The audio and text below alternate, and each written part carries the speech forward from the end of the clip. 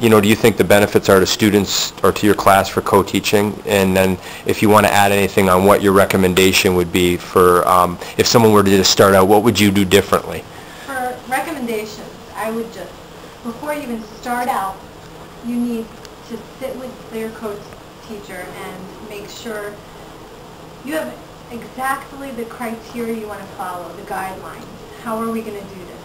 How are lessons going to be planned, implemented, instruction delivered, accommodations, modifications, assessment. Everything needs to be settled prior to starting. Okay. Because when you go in and you have an idea about something and the other teacher has an idea about something, it's just not going to work, I think. But I would add on to that, you know, you have to have a plan, but also expect that, you know, it's not going to go perfect. It's not going to be as you expected. It is going to be different. There are going to be changes, so you need to be ready for that. Okay? You really need to be ready. You need to be flexible, and you need to accept each other. You need to see what your strengths are, and see what your weaknesses, and feed off of that. Okay? Because it really, I think, working with Glenda, I mean, I feel that we're complementing each other. I know her strengths, she knows mine, then we're trying to put that together so that the kids benefit from it. I think that's the power of co-teaching. They get the best out of us working together. I think it's important before you sit down and say, okay, I think we should do this, I should do this, is that each of the teachers has an understanding of what is co-teaching. There's many different ways to co-teach, and I think there should be an understanding of what is the model that's expected in this school. What's the model that's expected that will work for a middle school classroom? Because I know in this building, for instance, there's different expectations that the gen ed teachers and the special needs teachers have of each other across the grades. Yeah, that's and I don't think that I think that there's been some resentment of that in some of the grades. And I think that part of that is because not all the gen ed teachers and the special ed teachers have the same concept of what co-teaching is or what model should be used in the school or in a particular classroom.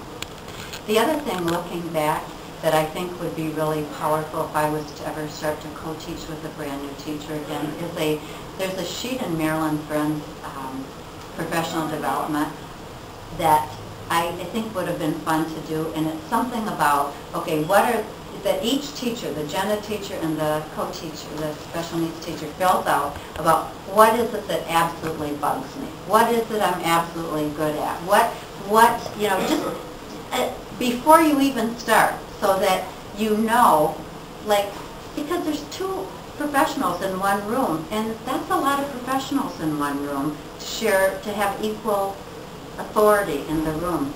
And I think the three of us have done a really good job, but we've respected each other, you know, we've sort of felt each other out. Well, that's why when you meet before even starting, you at least try to agree on a common vision. Yeah.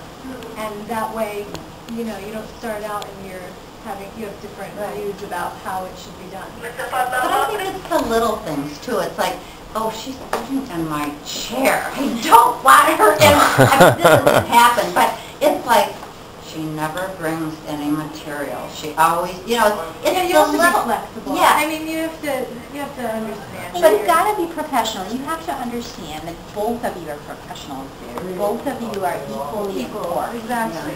And you really have to feel that, not just say it. Okay? If you're just saying that, you know, it's not going to work. You truly do not feel that you're both. What do you think the kids feel about it? Well, what do you, that's you know? One of the reasons I think the kids feel that. They can detect when there's not equal, you know, partnership there. But it's, as you would say it, you know, they can see. sense that. Well, as far as, you know, the students in the class, do you think they want to be there?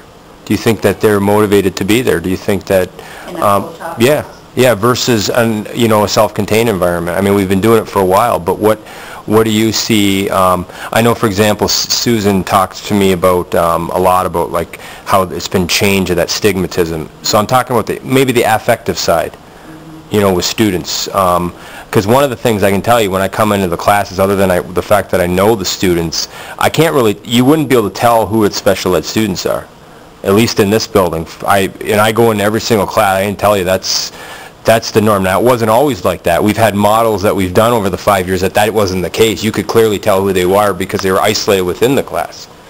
But I tend to see now, I could tell you, it seems to me, everywhere I go, other than the fact that I know who the kids are, if I didn't know that, you know, this student was a special ed student, I wouldn't know when I walk in.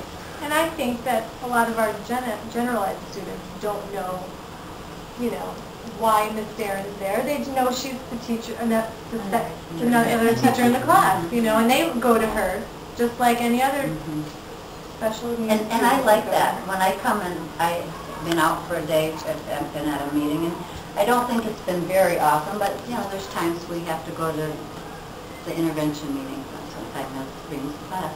They'll say, where were you yesterday? Like, it matters to them that I wasn't there, and I like that. I think the special needs kids like it too.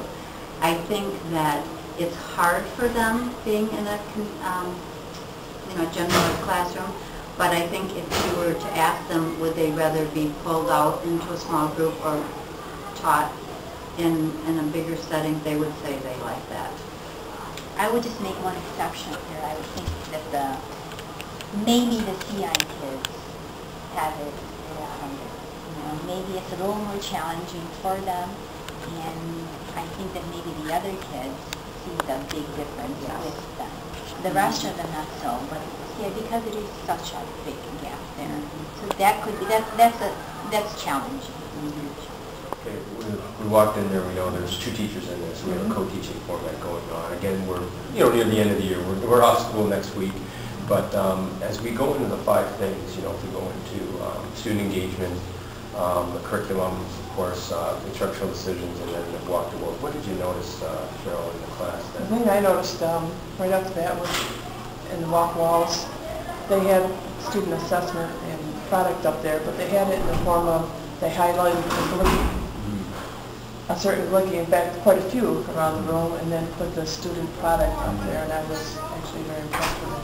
So maybe like they had the Glicky and the product was supporting the achievement of that Glicky with those students. Right. And they could have been all students maybe benchmark because we had to maybe product see. Okay.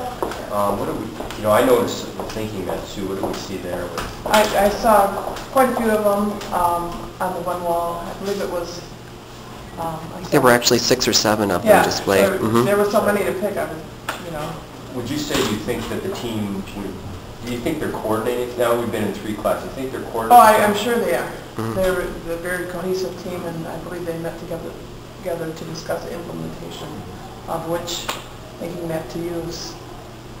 One of the things that strikes me a little too, and I know, like you said, you come into these little pieces, but it seems to me as though that the teachers have a good rapport, that they work well together. I mean, we were only there for a little time. Of course, I come in here another time. But, you know, and you're a co-teacher too. And I think with a co-teacher, that's so important because you're with each other all the time. I noticed too that Susan's doing the teaching, and that's so important. It's just not one person watch and one observe. They are both interactive and both sharing the responsibility. And they seem to be handing it off to each other back and forth. One would start, the next one finish. Yeah. Teaming type approach. One of the personalities have to work together in order to achieve that as Maryland friends. Yeah, absolutely. So, thank you.